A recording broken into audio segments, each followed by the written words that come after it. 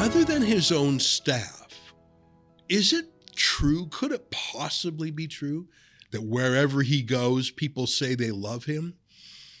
I'm not quite so sure. But then I saw this on Twitter the other day, this beautiful, gorgeous, soft focus video. Justin Trudeau being welcomed warmly in Antigonish, Nova Scotia. Take a look. Today, we are very excited to welcome a very special guest to Peace by Chocolate. For the next winner, I will take the full responsibility.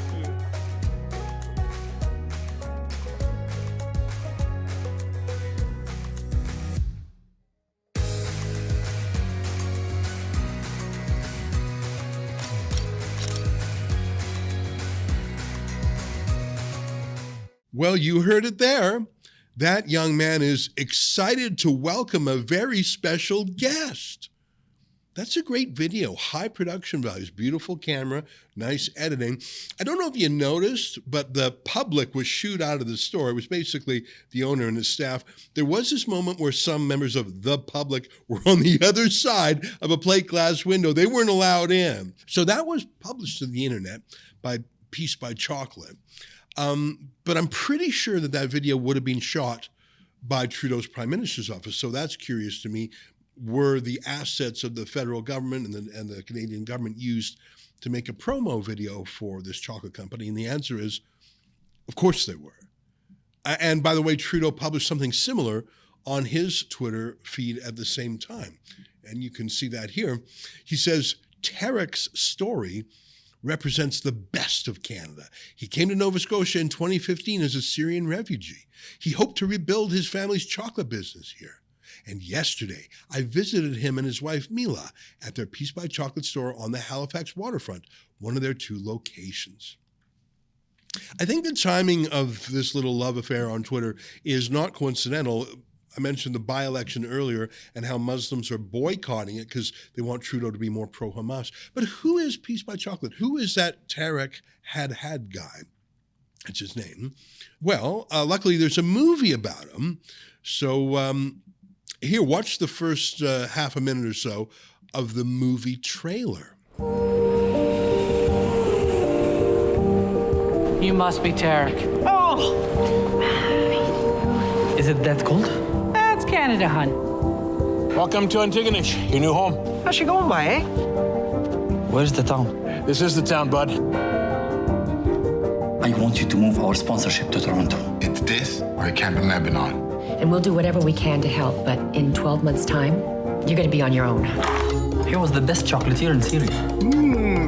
These chocolates are amazing. Oh my God, they're so good. Tell Papa I have an idea. You guys don't know what you have here. They make the best chocolate. Mark my words. Your story is the new Canadian dream. That's a great line for a movie. You're going to be on your own, except that part isn't true because he has not been on his own. He was brought over by Trudeau in the 2015 election, but Trudeau has never let go. Trudeau has always been there for Tarek and his chocolate store with your money. That's something that didn't appear in either Trudeau's or Had's Twitter feed. Now did it. Close to 500,000 tax dollars have been fire hosed at that little chocolate shop. Again and again and again and again and again.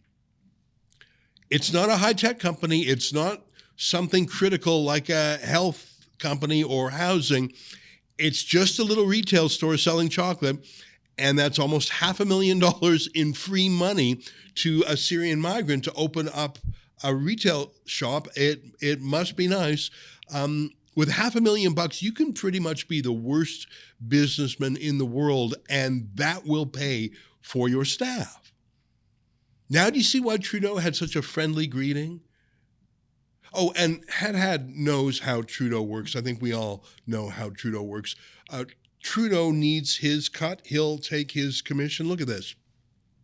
Went to the Elections Canada donations page. It's a searchable website. You type in the name of anyone, and it shows the donations they made. And I typed in Tarek Had And I selected the Liberal Party, and I said all years. And he's only been in Canada for 10 years, and I presume he hasn't been a citizen immediately. So scroll down. Keep going. Keep going. Keep going. Every single one of those entries is a donation. I counted. I lost count, so I had to start again. I counted 118 different donations to the Liberal Party of Canada. That guy who Trudeau shoveled almost $500,000 to has repaid the favor by recirculating the money. It looks like he's on some sort of monthly payment plan. A lot of those are $60 just automatically. He's given over 100 donations. He's giving all the time, like monthly protection money to the mob. He pays his vigorish to Justin Trudeau. It's thousands of dollars to Trudeau. But in return, Trudeau gives him hundreds of thousands of dollars. This is how it works. Keep the riffraff out of the store. We have a propaganda film to make, have a fake, phony embrace between two men, film it in soft focus, and please, no one mention the money. That's Trudeau's fantasy world. Just don't mention donations or grants. That's the Disney world Trudeau has built around himself at great expense to delude himself. If you think that's isolated, though, it's not. In fact, you probably see people who take money from Trudeau every day. They just, like Tarek Haddad and his chocolate company, don't mention it out loud. Remember that 99.9% of Canadian journalists get paid just like Tarek Haddad does. Not quite as much, but the average Canadian journalist gets about $30,000 in subsidies a year from Trudeau. So they do his propaganda work for him too, just like this chocolate guy. So that's Trudeau's world. He bribes and pays off everyone around him to tell him how great he is.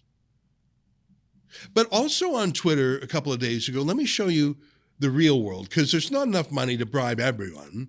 You need some people to take the money from before you give it to your friends. So Trudeau made the mistake of going to the real world at a steel mill with real people who work for a living, not just would-be movie stars making movies about themselves in a chocolate shop using government cash. Real people. And here's how that went. Hey, I'm good. Just one of Well, we got donuts over here if you want to thank you for your hard work. I can bring some for my kids here. Okay. The 25% tariffs we just brought in on Chinese steels can help you out. That's going to keep my job, What about the $400 40% taxes I'm paying, and I don't have a doctor? The $400 million that we invested to invest in your car means you're going to have a job for I think you're only here for another year. We won't see you around probably another year. Well, that's what elections are for. That's great. That's great. And I look forward to everyone exercising the right to vote. Yep. Basic choice. We're going to invest in you and your job. So I don't believe you for a second. Dental care? Do you know anyone who got dental care? Yeah, I pay for it myself. Okay. We're like 3 years behind. You have a job and coverage? Yeah, four people in my seniors. family. Every time we go for a dental visit, it's costing me about $50 in my pocket per person. Okay. Why? I have a good job. You're not really doing anything for us, Justin. Well, actually, we just invested so 500,000 people who hadn't been to the dentist got to go to the dentist over the past few months. Probably like my neighbor that doesn't go to work because she's lazy. You know what? Doesn't go to work. She lives the same life I do. Most Canadians try to stick up for each other, and that's what we're going to keep doing. Yeah. Good luck and take care of your family, sir. No, I'm good. Thank you. All right. Have a nice day. Have a good day, sir. All right. The other guys got the donuts. Excellent. Yeah, they forgot to put the real people behind a glass wall, didn't they? Yeah, that guy wouldn't even shake Trudeau's hand. But would you? I mean, Trudeau grinds that guy down and then lies to his face. Probably calls him a racist or a transphobe, too. Surprised that didn't come up there. Trudeau really didn't know what to say to the guy. He pivots around and says, well, where are those donuts? And who do you think had more investigations into them and into their background after these two Twitter events? Tarek Haddad, Trudeau's bought and paid for prop and loyal donor, or a regular Joe who's just sick of it all? Who do you think our media did more digging into?